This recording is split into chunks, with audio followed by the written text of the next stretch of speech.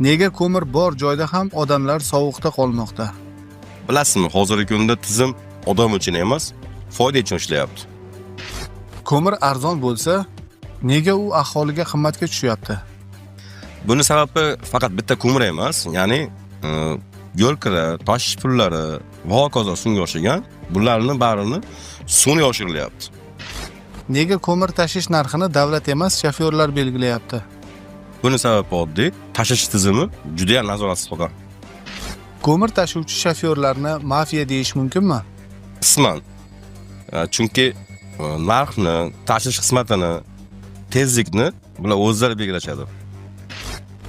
Nega odamlar ko'mir uchun 20 kun, 30 kun navbat kutadi? Navbatlar sun'iy cho'ziladi, lekin pul bersangiz bir zumda hal bo'ladi hamma narsa. Bu ochiqdan ochiq korrupsiya emasmi? Bilasizmi, bu korrupsiyaning eng oddiy ko'rinishi va eng oddiy shaffof ko'rinishi ham desam bo'laveradi. Nega ko'mir omborda bor bo'la turib, lekin yo'q deyishadi?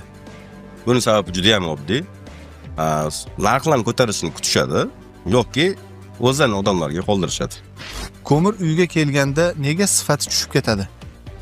Buni sababi ham juda ham oddiy. Chunki yuklashning o'zida sifatsiz yuklanadi.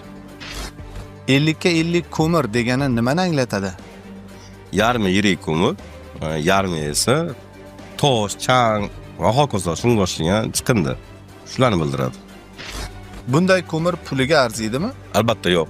Odam to'liq pul sarflab, lekin o'ziga sifatsiz ko'mir oladi. Eng ko'p kim zarar ko'ryapti? Oddiy xalq, ya'ni qariyalar, kam ta'minlangan yoshlar, shunaqa va hokazo. Bu muammolar qachon hal bo'ladi? Korrupsiya yo'qolsa